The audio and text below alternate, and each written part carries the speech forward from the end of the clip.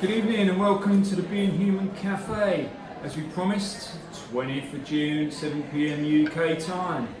That's absolutely right. It's Friday the 21st of June at 6 o'clock in the morning in New Zealand. Hey New Zealand! Wherever you are in the world, welcome to the Being Human Café. We've got our coffee here ready. And as we said, we've got our subject matter as well. The first one is going to be on stress and anxiety.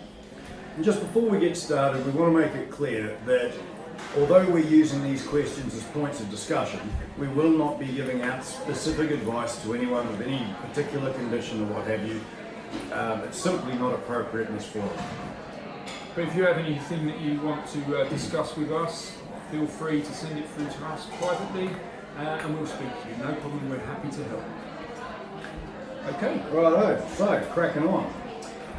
Our first question today comes from a mum here in the UK. My son has mock exams starting next week and is anxious about that. Can you fix that? Well, mock exams or even real exams, quite a stressful time for kids. This time of year is very appropriate as well. I've got some boys here that are going through it themselves. But it's interesting using the terminology, can you fix that? Fix. That kind of assumes that there's a problem. Yeah. And on that note, the first thing I noticed and would be clear on is this is a note from Mum about how her son's feeling. Well, the first question I ask is, has the question actually come from the son? Hey Mum, can I fix this? Or is it Mum wanting to fix? Which is not a bad thing that Mum wants to do the best by her son. However, you'd want to clarify is what's going on for the son. Is it the son feeling the excessive stress or is it the mother? The son is in a situation, so there's going to be elevated levels of stress and anxiety, which is perfectly natural, part of being human, isn't it? And we know that there is positive and negative stress, and in this instance, the positive stuff is going to be what's going to be motivating him to do his revision and preparation for the exams. If it was negative stress, then he's not going to be really bothered. Sorry. Well, absolutely. I mean, I think it's important to note as well that anxiety is simply an emotion. It's not a thing. It's something the body and the mind are doing. And it's perfectly natural. It's part of who we are, it's part of what we do, and it can be very appropriate. For example, if I'm standing beside a busy road with a small child, if a bit of anxiety for the child's well-being keeps me on guard and keeping that child safe, that's perfectly appropriate. When we're no longer at the street, it would also be appropriate that level of anxiety would drop. So it's what's appropriate and what's changing. I think it's reasonable to assume here that Mum's noticed a difference. Yeah, and I think what we can do is, it says, can you fix that? I think it's more, the question is, can you help, can you assist? And the answer then would be yes. Yeah. Because there's lots of things that we can do to help that child or anybody really in managing stress and anxiety. Because as I said, we're running a program. There's something is happening internally. So we can help you understand that and to control that. Well, in working with clients that present with anxiety, there's often a trigger point or something that's changed in their life to create that circumstance, whether it be an upcoming exam or another one for young people is driving tests. But as adults, there can be changes in software at work where we have to learn a new computer system, and that discomfort is often described as an anxiety for what they're going to have to do. Well, the point of difference I very much look for is it disenabling them from actually doing something in their life, or is it appropriate? The only way to know in this particular circumstance, the only advice directly I'd give the mum is if she hasn't done so as yet, have a chat to him and ask him how he's feeling and what's working or not working for him. Well, any noises that you can hear, we've got a dog here in the cafe with us. He's come to visit the cafe, sitting down here, kind of being good, but he's kind of wrestling around down there. Not a lot of anxiety or stress in the life of that dog. No. Very, very calm. Okay. So our second point of discussion, I'm in my early 30s and always have had a funny tummy, and I think it's because of stress. Can you help me? Now, the lady that sent this through, there was a small amount of discussion, but very little with the question. There's a very obvious point to me that comes up. Andrew? Well, the first part is what's causing that funny tummy. Is it something that's medical or is it psychological? So the first part is if it's medical, we need to ensure that that's been checked out. If it's been checked out already and we've got to go ahead from their doctor, that it is psychological, where it's then that we would be involved. In terms like psychosomatic or it's in your head, are also heard often. Where my immediate concern here is, as it states, and I think it's because of stress. Well, that doesn't really sound like she's speaking from the point of view where she's been to see her GP and checked out that everything physiologically is doing what it should be doing. Well, that's definitely the first step. Whenever anyone comes to see me, the first question, and if you've come to see me in the past, you'll know that it's the first question, is what do you think the problem is? Because generally, when we start unraveling, it's something different. So she thinks it's because of stress. Well, okay, that's a good place to start. That doesn't mean that that is the reason.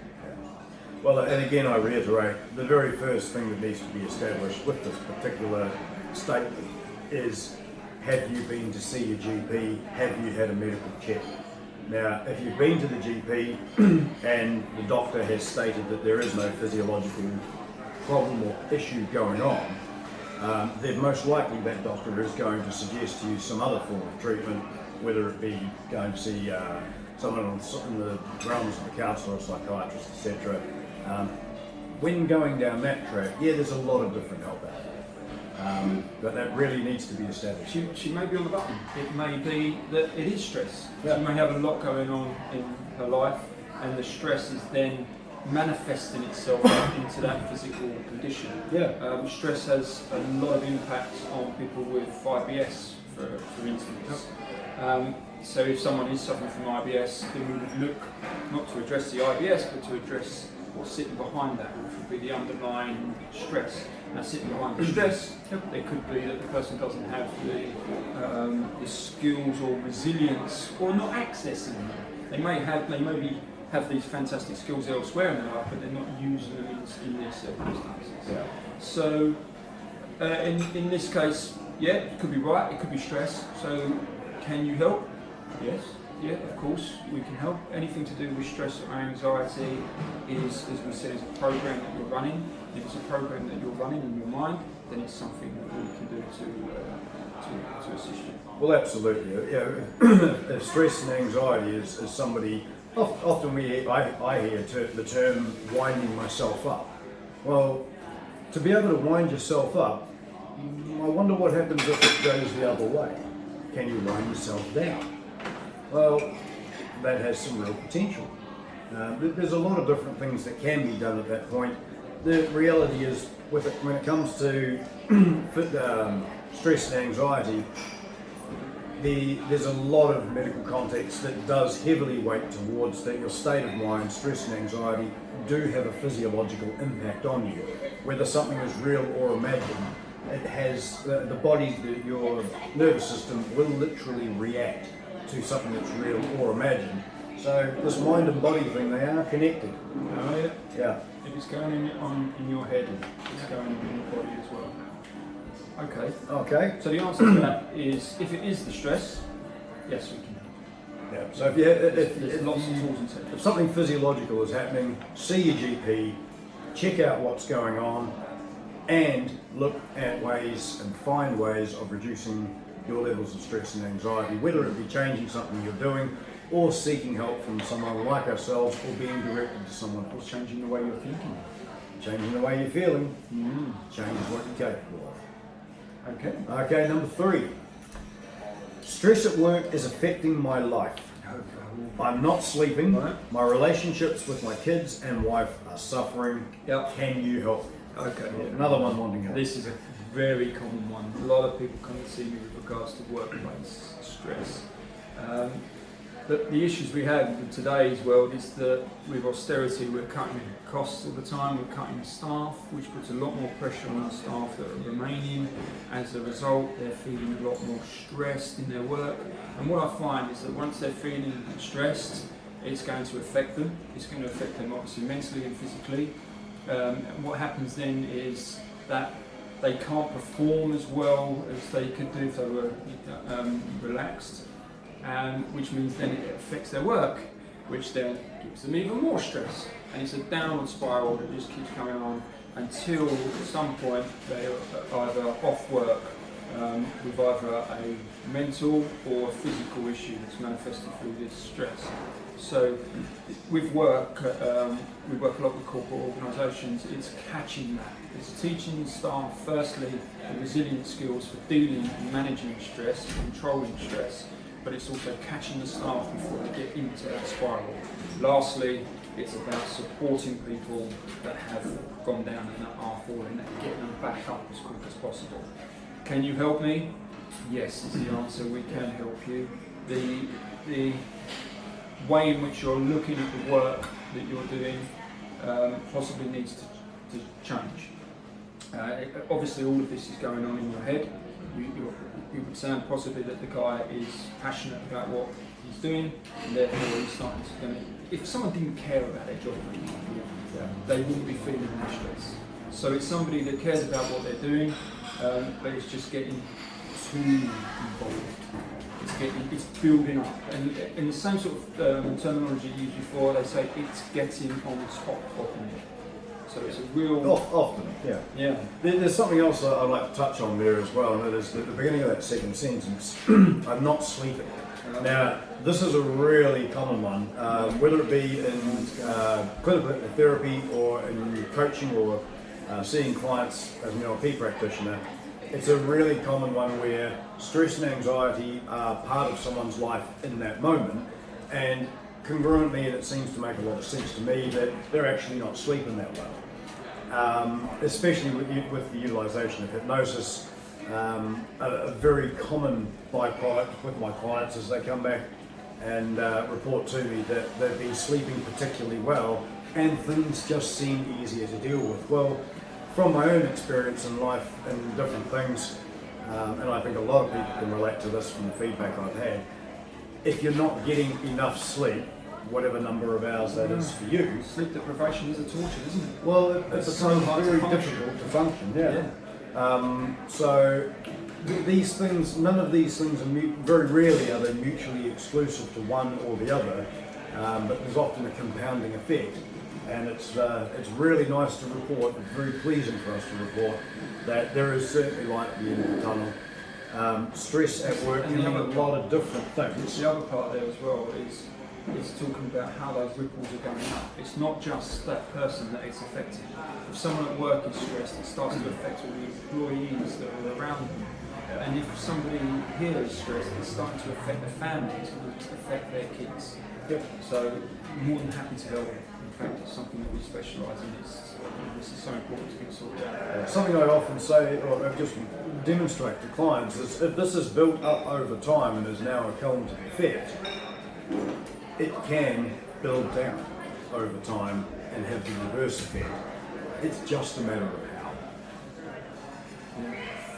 Well, thank you for that question. No, that's unfortunately, it a fast affects going common. Yeah.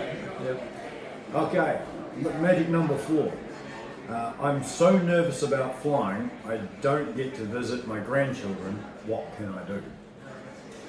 Yeah, we'll probably cover this a lot more in our fear and phobias, which are likely to be a subsequent discussion. Now, just my sense of humour kicks in, and I'm just going to guess here they can't catch a bus. It's possibly or something too far away. Yeah. What can I do? Yeah, very common one, fear of flying as well. Yeah, it is. Again, well, all of these are very common. Yeah, thank you for saying that. Yep. Just last week I was in contact with a young lady who holds a huge amount of anxiety, which was interesting the way she said that, and is unable to get on buses. She can use other forms of transport but not buses, and being a young lady, a bus in the UK is quite a handy way of getting around. So that was very, very interesting. And again, it's not what caused in her past this behaviour to begin happening. It's how she's doing it now. And we cannot use the same level of logic to create a problem as to solve a problem. So going back to what caused her to have these thoughts with regards to buses was never going to be useful.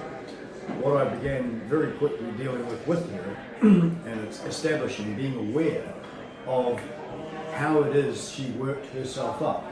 These were her words at the time. And when she became aware that she was actually doing something, she was already halfway there to her own solution, which for me was very important, is people being able to learn these things for themselves. Look, I have no doubt, and I've seen it time and time again, fear of planes, flying, buses, whatever it might be, it's the thought of doing it that creates the anxiety and allows that program to run. So if they change the thought, well, feelings and capabilities change pretty quickly as well. So the question at the end is, what can I do?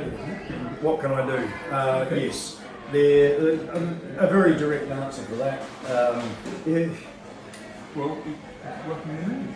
Yeah. It was a program that went in quickly, so we can take it out pretty quickly as well. So whether it's ourselves or anxieties regarding flying are very easily dismissed by a competent NLP practitioner or hypnotherapist or both.